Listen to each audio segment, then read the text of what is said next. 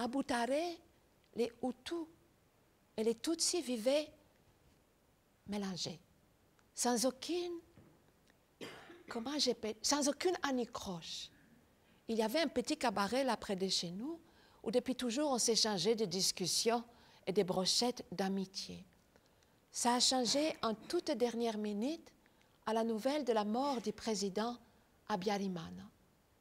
Après la chute de l'avion, on nous a commandé de rester dans la maison.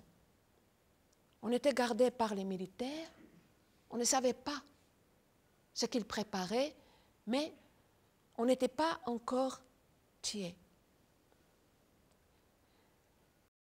Ça a été. Ça ne devait pas être. Mais ça a été. Je ressens de la douleur quand je pense à ces personnes-là, mais ces personnes, même si elles ont été tuées à la hache, même si elles ont subi une mauvaise mort, elles devaient ce jour-là mourir sans moi. Qu'est-ce que je devais faire? Je devais m'affoler? Je devais rester là pour mourir avec elles? Non. Je me dis, la vie est finie pour elles, mais elle continue pour moi.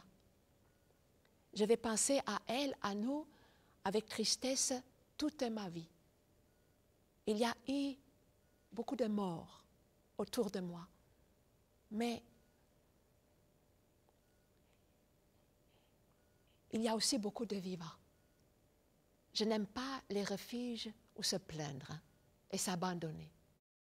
Je regrette le temps gâché à penser à ce mal. Je me dis que la peur nous ronge le temps que la chance nous a préservés.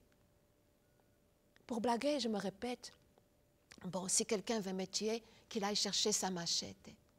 Après tout, je ne suis qu'une survivante et il tuera celle qui devait être tuée. Et je m'amuse de cette fantaisie.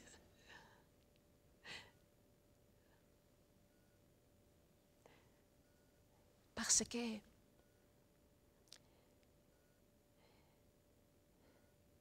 si on s'attarde trop sur la peur du génocide, on perd l'espoir.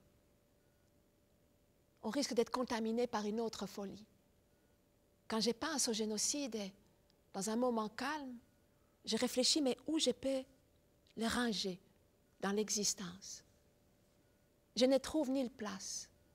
Je vais dire simplement que ce n'est plus de l'humain.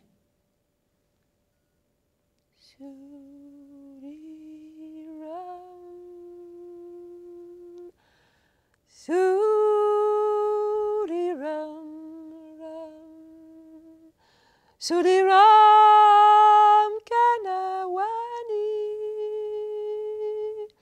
asenewo yahawa sangehe asenewa yawa wahawani